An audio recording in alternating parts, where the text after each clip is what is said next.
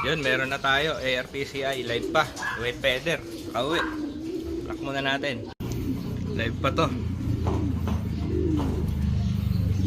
Lock muna natin. 317 2123. Valid ah. 317 2123. Valid. So back up muna natin. Oh, ito na rin yung FPR natin na live. FPR Matnog live. Oh, clock muna natin. 959 8 SK.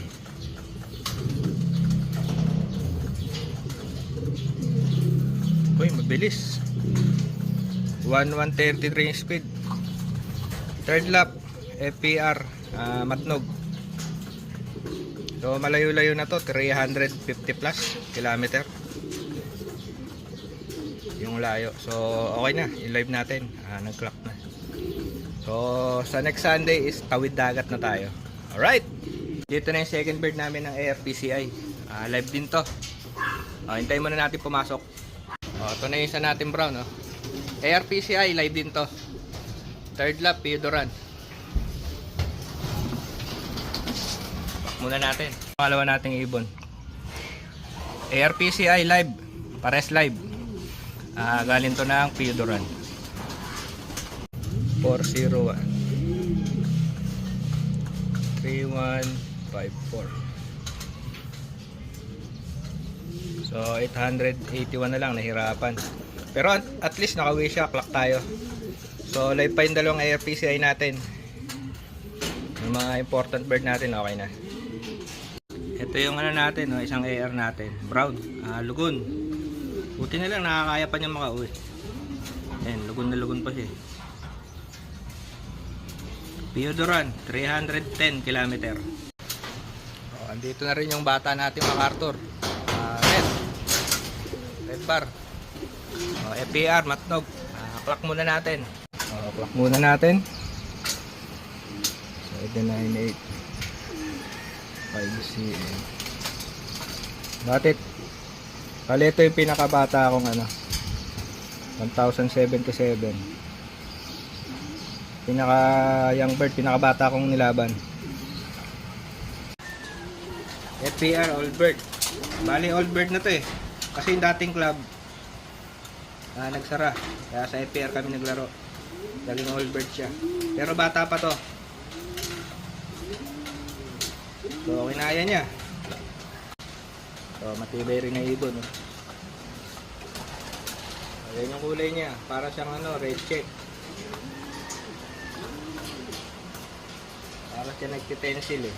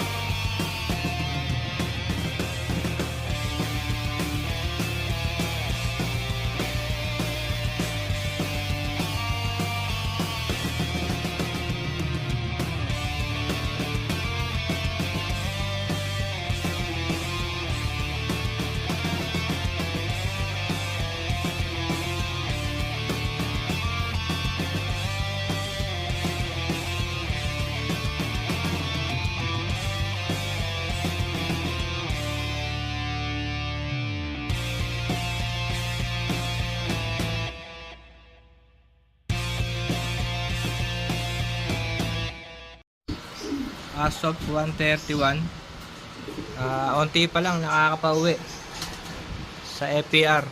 31% pa lang. Madami ring nahirapan ng ibon sa Matnog Sorsogon. So matagal-tagal pa naman yung cut-off, mga around 3:50 ng hapon.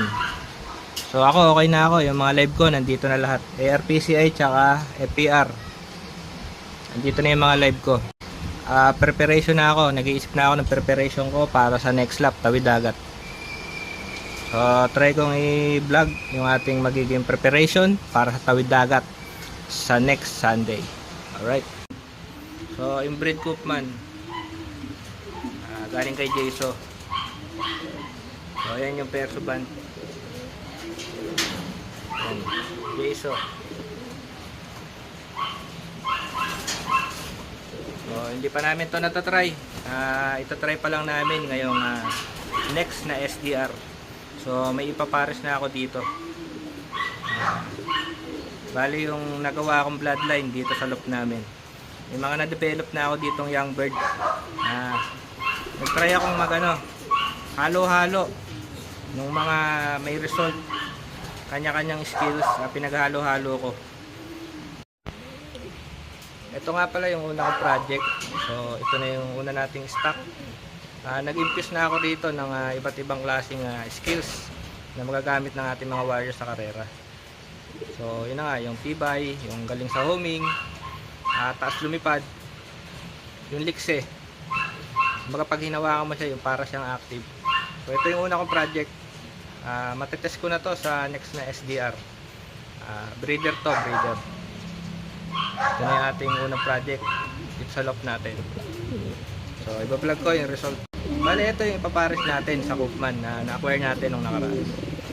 Ito yung inbreed Koopman galing kay Jayso.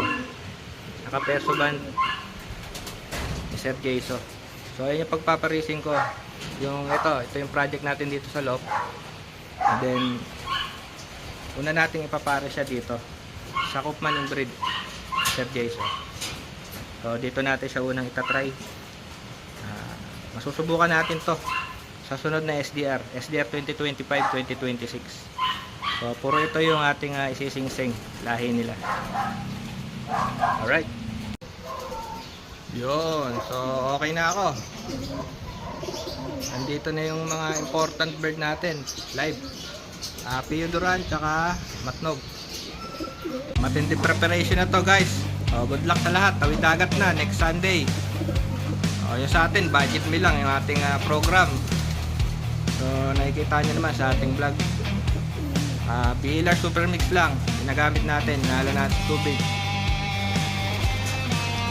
Budget meal lang, okay naman. Nakapawi na tayo ng Matnog. So, tawid dagat ang tabayanan nyo sa linggo. Alright.